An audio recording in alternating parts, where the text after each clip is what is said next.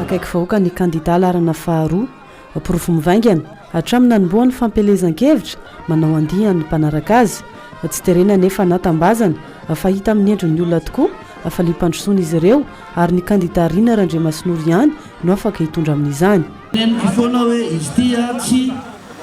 hoe andraikitro zasa amin'ny reriny fa mpandrosoana ny tanàna ary tsy andraikitry ny tima marery ary tsy kandida ny tima marery akory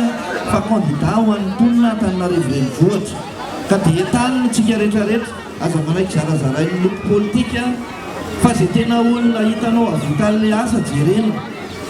fa tsy hoe fanatisma fotsiny hoe zay efa zao ny lokonay ka na dia efa hita fa olona efa horeraka sy anina lihara mbola iny ihany ny toanana fa manentana antsika rehetrarehetra samy tonga zay tiako ampahafantarina antsika fotsiny ny toerana be ny tanàna raha eto Antananarivo renivohitra io mila fahaizany tantana ary io tsy toeram-boninahitra akory fa tena toerana andehanana iasa tsika rehefa tonga eo amin'ny fitondrana tsy amin'ilay hoe andeha zesta fotsiny tsy anan'netsy fa tena anao mihitsy ahoana ny fomba ampandrosoana ny tanàna hitako daholo ny zavatra olana misy ebentsika tsirairay avy eny ary zay no mahatongana amin'ny teny foana hoe tsy mampanao fampanantenana pokaty no atao ary tsy hampanofonofo fa tena zay zavatra hita fa tokony vita no lazaina ary tena fitantanana manakaiky vahoaka no atao.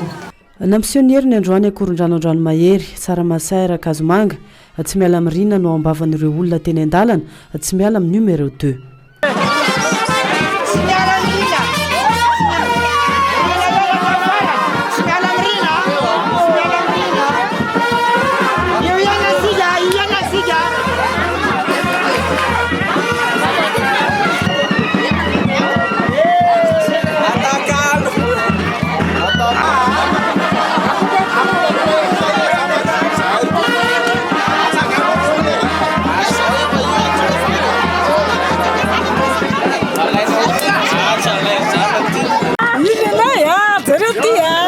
Hey!